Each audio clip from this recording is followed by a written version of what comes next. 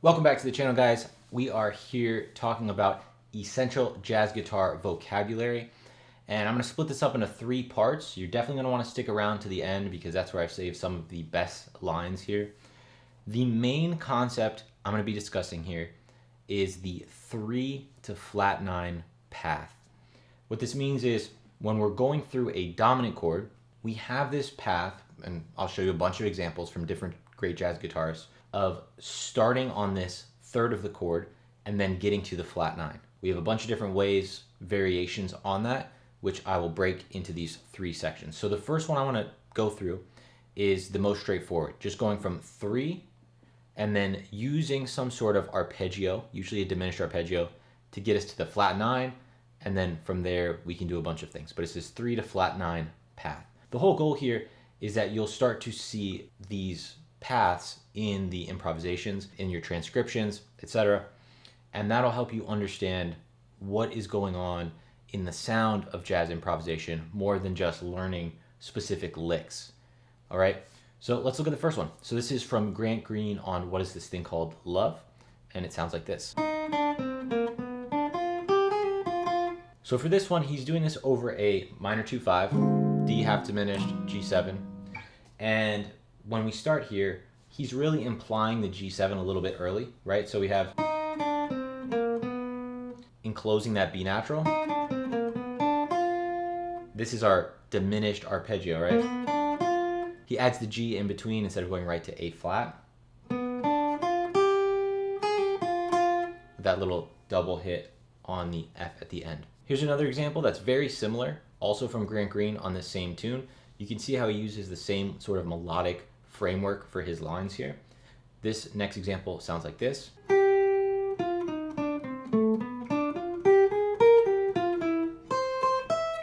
Again, we start on that G for the D half diminished, targeting the B, the third, that's our 3, to the flat 9. Right, so this is that path from the third to the flat 9 of G7, B to the A flat, eventually resolving to the third of C major. The part we're concerned with here is really anything that has that 3 to flat 9 vocabulary that we can learn for a dominant chord. Now, probably the most simple way to go from 3 to flat 9 is actually not using an arpeggio, but just after playing the third, play the flat 9. This one's super common. In this example, I will show you something that Joe Pass plays over Stella by Starlight. And this is sort of a double time lick on A7 altered. This example sounds like this. He's going from the C sharp, the third, directly to B flat, our flat 9. In this case, he's descending from that third to flat 9 instead of ascending up an arpeggio from 3 to flat 9. All right, sounds like this. Okay, so that C sharp to B flat happens right here. This C sharp to B flat. That's really common as a resolution. One other example I want to talk about is the way Peter Bernstein uses this 3 to flat 9 concept on a 2-5-1 in Lady Bird. And this is just a 2-5-1 to C. The other thing we can do if we're not going from 3 to flat 9 as an arpeggio or going direct from the third to the flat 9 is adding in the sharp 9 in between, depending on where we want these notes to land on the beat or off the beat. So here's this example.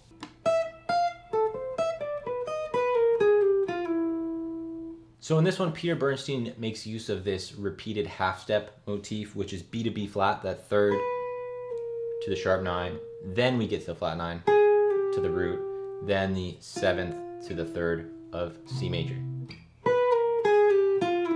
And he's doing it with slides here, but you'll hear this a lot with picks, right? And just adding in a little embellishment in front of that.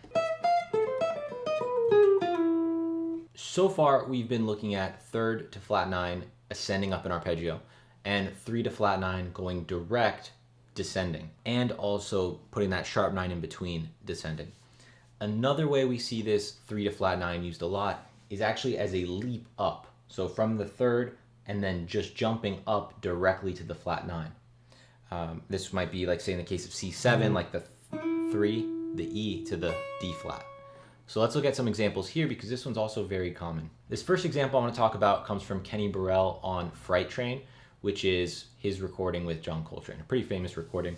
And the 2-5-1 here sounds like this. And see if you can catch that leap from the third to the flat 9. This is a 2-5-1 in A flat. So that leap happens when we go, it's an E flat 7, and that A flat goes to the third G, and then we go up to the flat 9 E natural, circling into the, enclosing into the E flat, because at this point the resolution is C minor, right? So that's a really common bebop type phrase that you're likely to hear. One of the all-time great recordings is, of course, George Benson on Billy's Bounce, and Billy's Bounce in the melody itself does this 3 to flat 9 jump, right? So in this we have that F sharp, this is a D7, F sharp's the third, up to the flat 9 E flat, and the same enclosure. Right? So that's one way that we hear it on Billy's Bounce, the recording of George Benson specifically. So we have two more examples for this type of leap up from the third to the flat 9. These two come from Joe Pass. The first one is part of the opening of Night and Day, and he plays a really simple 2-5 from G minor to C7. It sounds like this. 1, 2. He literally just goes up G minor 7 arpeggio to land on the third, a couple beats of rest, and then jumping up direct to that flat 9, right? Really gives us the sound of the C7 flat 9. Another example of this same 2-5 key, G minor C7, comes from Have You Met Miss Jones, where Joe Pass is playing very similarly to this sort of framework, but he embellishes a lot more. So let's hear what that sounds like. So for this, we get this type of phrase a lot, enclosing the third and jumping up to the flat 9. From there, coming down with that half step, whole step, half step, when it resolves like a traditional 2-5. All right, and for the last part here, I'm gonna talk about some licks that basically change the direction of this path. So instead of going 3 to flat 9, that is by far the most common method of applying this path for a dominant 7 chord. But another one that comes up a lot is actually starting with the flat 9 in mind and then going to the third. So let's look at this sort of reversal of this path, starting on the flat 9 and then targeting the third. So one more example I want to show you guys from Grant Green's recording of What Is This Thing Called Love. He does this flat 9 to third, so I want to show you that example.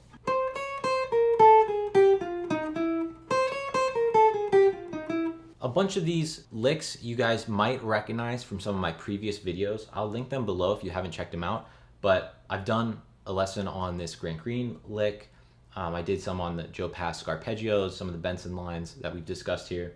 So I'll link all of those below if you guys want to check those out. There's some of my earlier videos, but a lot of favorites from the feedback I've gotten. So what Grant Green's doing in here, he's focused on that flat 9 first, and then chromatically goes down, and then again encircling that E, enclosing that E, in the same way we saw it in the Joe Pass lick before, making sure that third lands on the downbeat. So from this Joe Pass lick on Stella by Starlight, we start off on the root. This is E7.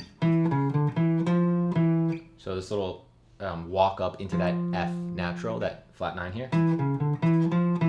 Once we get back, we are playing down the diminished arpeggio. Before we were looking at ways of going up the diminished arpeggio into the flat 9 from the third. Now we're going from the flat 9 down to the third. Just resolving to the A. Okay, and I saved the best line by far for last, and this is George Benson on The Cooker. And this is basically a blues in A flat, and what he does here for that first 4 measures of A flat 7, really cool. Again, targeting the flat 9, then the third, flat 9, third, in that order as he moves through this chromatic line. So it sounds like this.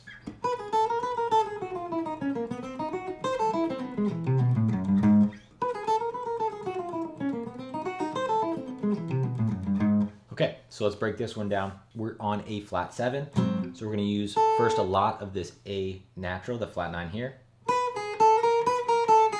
Basically all this chromaticism, up and down. Then we get to the third. So that's the flat 9, A, and then we get to the third here on C. And then from here we jump up. So he goes.